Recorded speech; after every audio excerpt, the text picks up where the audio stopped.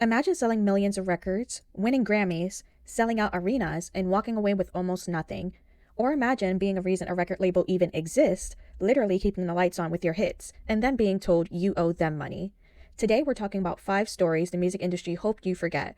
Artists who got signed, shelved, exploited, and in some cases, destroyed. This is the contracts that trapped your favorite artists. Explain.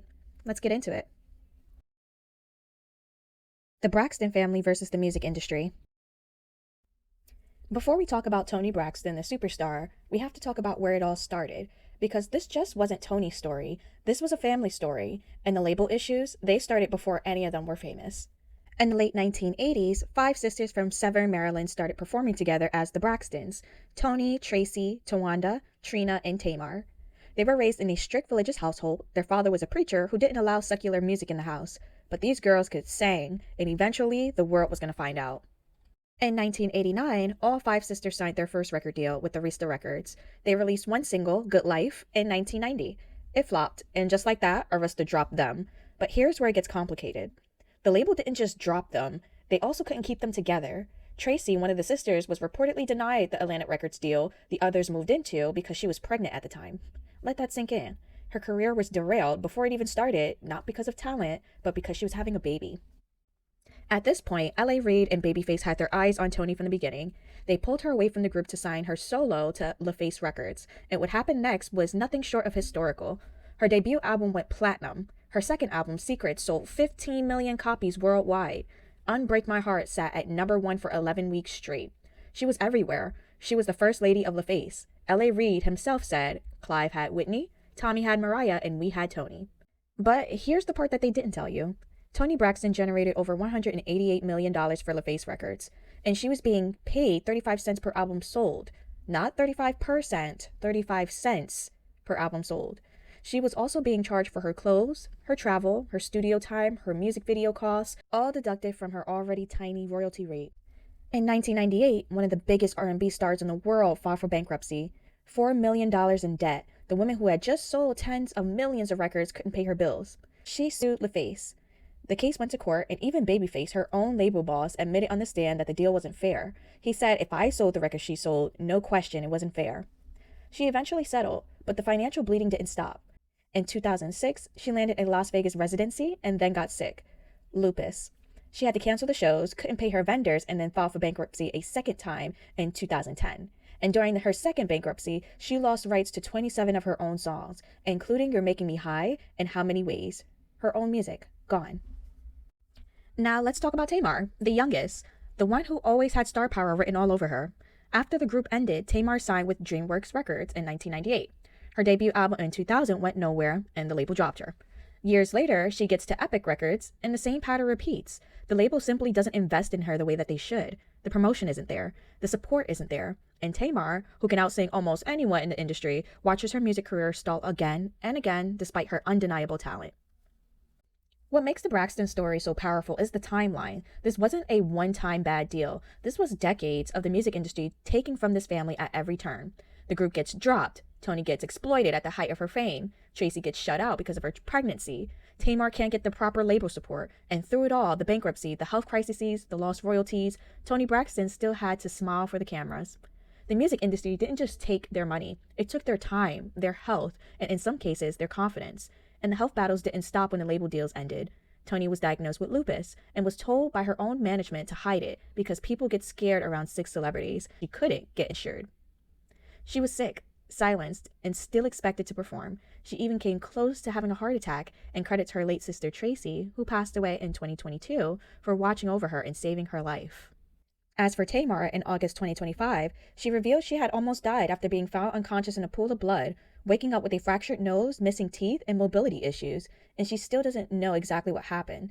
This is a woman who had already survived a mental health crisis in 2020, battled blood clots, fought label after label for the rights to release her own music, and kept getting back up every single time. But here's what the industry never counted on. Both of these women are still here. Toni Braxton has sold over 67 million records worldwide and holds 7 Grammy Awards, and she's still touring, still performing, and still showing up. Tamar, as recently as July 2025, was teasing a new project she described as feeling like a Love and War 2, her most critically celebrated album, and performed at the Essence Festival weeks before her health scare. They are still creating and still standing. The Braxton family deserve better from every label at every stage. And the fact that we're still talking about them, that Tony is a living legend and Teairra can still bring the house down, is in spite of the system, not because of it. This family wasn't built by the music industry. They survived it. Ruth Brown versus Atlantic Records. If you've never heard the name Ruth Brown, I need you to stop everything, because this woman is the reason one of the most famous record labels in history even survived. Atlantic Records, home of Aretha Franklin, Ray Charles, Led Zeppelin, the Rolling Stones, a true institution of American music. But in the early 1950s, Atlantic was struggling, barely keeping the lights on, and then came Ruth Brown. Ruth signed with Atlantic in 1949 from a hospital bed after a car accident that broke both her legs on the way to New York for her very first audition. She couldn't walk, but she can sing, and Atlantic needed her more than she knew. Between 1949 and 1955, Ruth Brown's record stayed on the R&B chart for a combined 149 weeks. She scored 21 top 10 hits, 5 number ones. She was so crucial to Atlantic's survival that the label literally became known as the house that built Ruth. Not Babe Ruth, Ruth Brown. So you'd think when Ruth's star started to fade in the early 1960s, when new sounds were taking over, Atlantic would treat her with some dignity, some gratitude, maybe some basic fairness.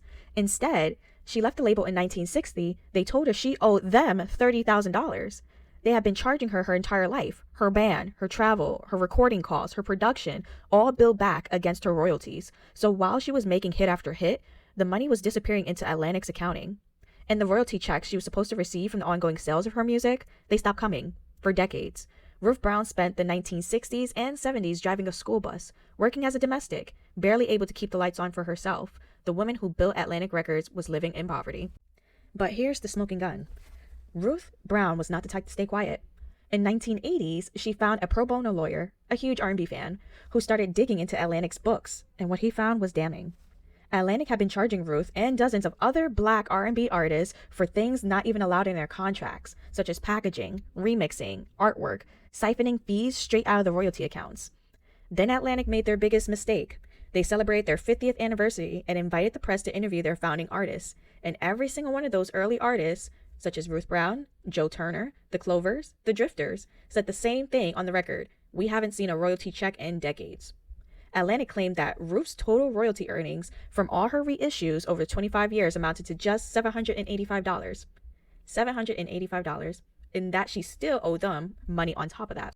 When that hit the press, the label was caught in a lie too big to walk back, and Ruth's legal team made it clear they were prepared to pursue a RICO charge, racketeering, against one of the most prestigious labels in music history. From this point, Atlanta backed down. They had no choice at this point. Ruth Brown received $20,000 in back pay and had all of her fabricated debts wiped clean. And more importantly, she negotiated a deal that forced Atlanta to contribute nearly $2 million to launch the Rhythm and Blues Foundation, an organization dedicated to helping aging artists who had been robbed by the system. Because of Ruth Brown, 35 other artists also had their debts wiped and received retroactive royalties. Other major labels followed suit.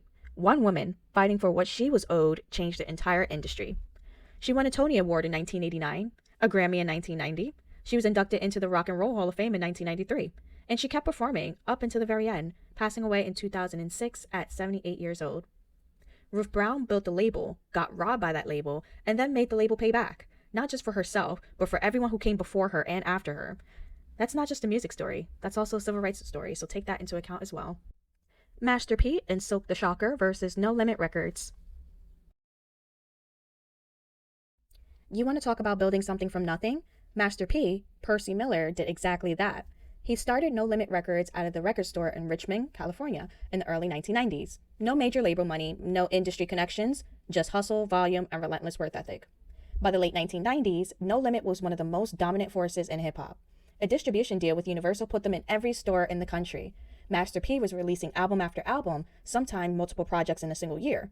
The tank logo was everywhere. The No Limit soldiers were a movement. And at the center of that machine, his younger brother, Vishon Miller, known as the world as Silkk the Shocker. But here's where the cautionary tale begins. No Limit's model was volume over everything. Release fast, release often, and flood the market. And it worked for a while, but the same machine that made Master P rich started grinding down on the artists who depended on it. Silkk the Shocker is a perfect case study here. Master P pushed his brother hard, maybe a little too hard. Albums were being rushed out before they were ready. The production quality started to slip. The street credibility that built No Limit began to crack under the weight of too much product and not enough quality control. Critics started calling No Limit albums formulaic, the same beats, the same guest verses, the same tank and camouflage aesthetic stretched across dozens of projects until it stopped meaning anything. Silkk became the symbol of what happened when the machine prioritizes output over artistry. And here's what most people missed in the conversation about No Limit. The artists signed to that label were often in just as precarious as a position as artists on the major labels, and maybe more so. Master P was the label. He controlled the production, the distribution deals, the release schedules, the marketing. Artists who signed to No Limit were signing to Percy Miller's vision, not their own. There was no separation between the business and the boss's personal agenda. When No Limit's deal with Universal ended in 2004 and the label shifted to Conch Records and eventually faded, the artists who had built their careers under that tank logo had nowhere to go. No independently owned masters, no developed brand outside of No Limit, just a catalog of albums that the market had already moved on from.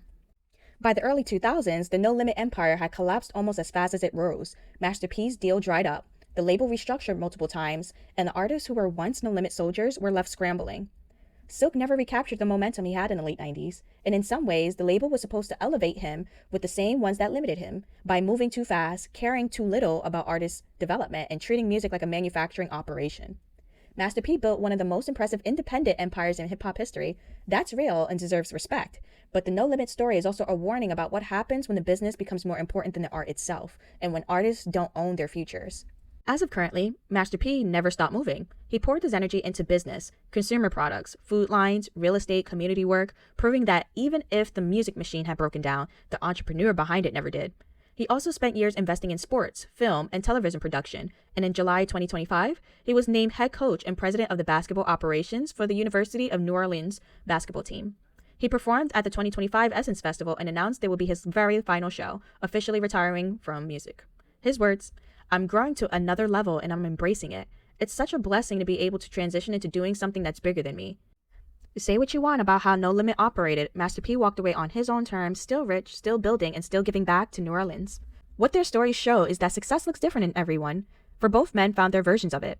Master P was always the businessman first and the rapper second, and the empire he built from nothing is proof that his vision extended far beyond a single label deal or distribution contract.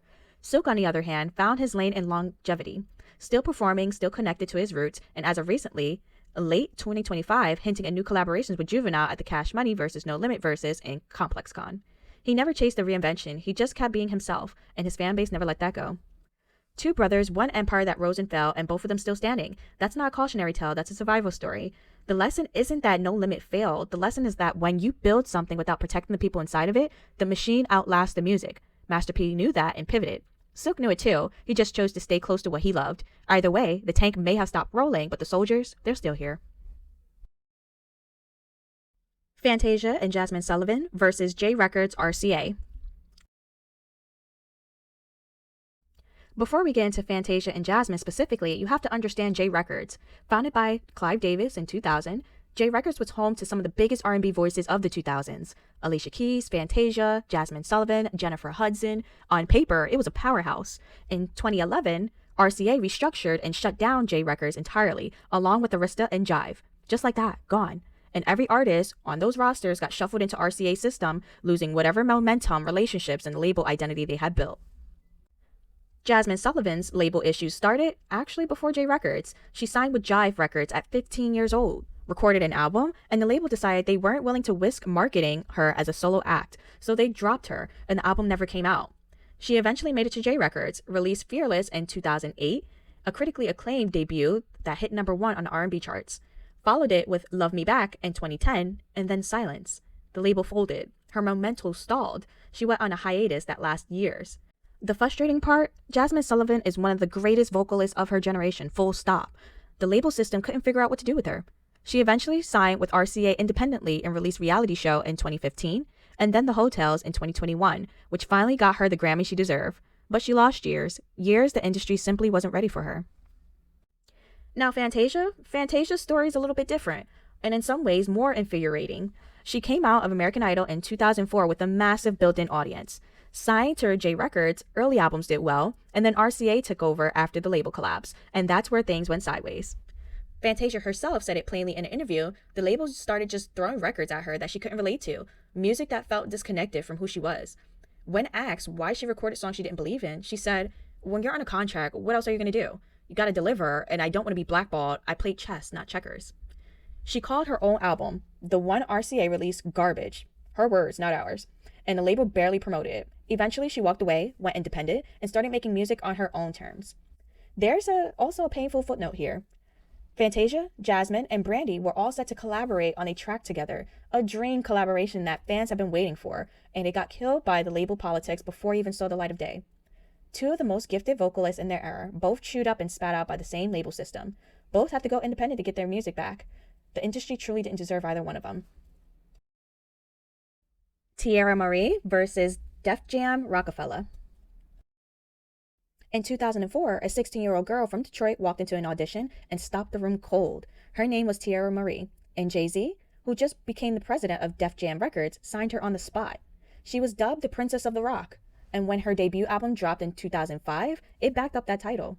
The album hit number 5 on the Billboard 200 and number 2 on the R&B charts. Make Her Feel Good became a genuine hit. No Daddy was all over MTV. At 16 years old, Teairra Mari looked like the next big thing. And then the call came.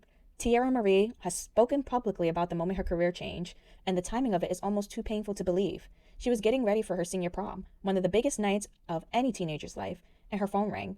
It was the label. She had been dropped from Rockefeller Def Jam Records on prom night at 16 years old. She said she found out while she was getting ready, hair done, dress on, about to walk out the door, that her music career was over before it had really begun. Now here's where it gets more complicated. Years later, L.A. Reid, the man who had originally chaperoned Teairra at the label, admitted in an interview that Beyoncé had personally lobbied him to shift the label's focus towards Rihanna. Think about what that means. Teairra Mari and Rihanna were both rising stars at Def Jam at the same time, both young and both talented. Both beautiful, by the way. Both poised for major careers.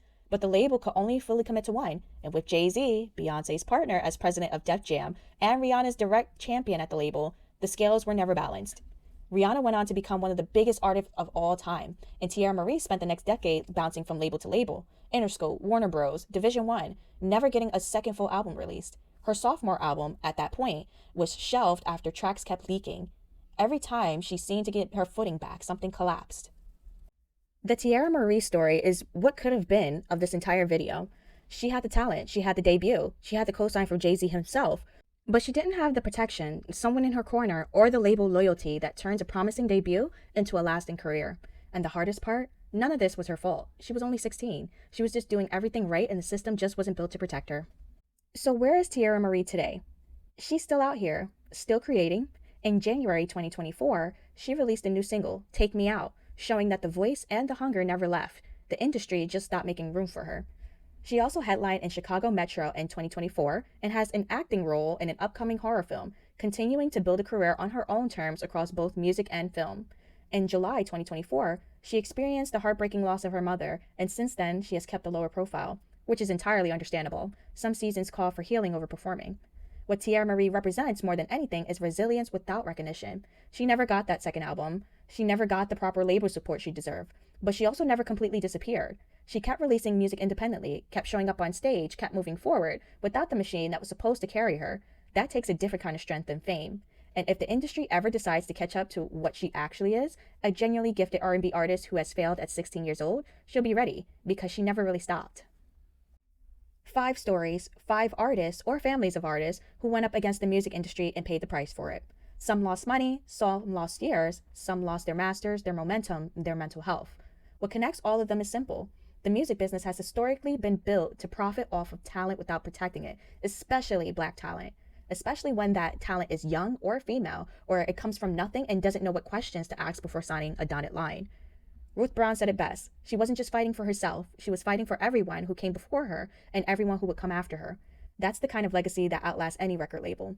So if you're an artist watching this, know your worth before you sign anything. Get a lawyer, read the contract, own your masters if you can, because the industry will smile at you on the way in and count your money on the way out. And if you're a fan watching this, support these artists directly. Stream their music, buy their products, because the artists who survived the system didn't do it alone. They did it because their fans never let them go.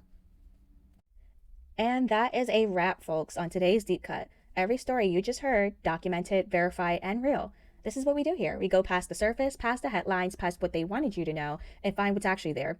If this video gave you something, maybe something to think about, maybe to talk about, or made you want to send it to somebody who wants to see it, hit that subscribe button, because we drop a new Deep Cut video every Sunday. And trust me, you don't want to miss what's coming next. Drop a comment and let us know which story hit you the hardest and which one you're still thinking about. Thanks for tuning in. This has been the Deep Cut Stories, where the truth runs deeper than the headlines. And remember, every story has a deeper cut. We'll see you next Sunday.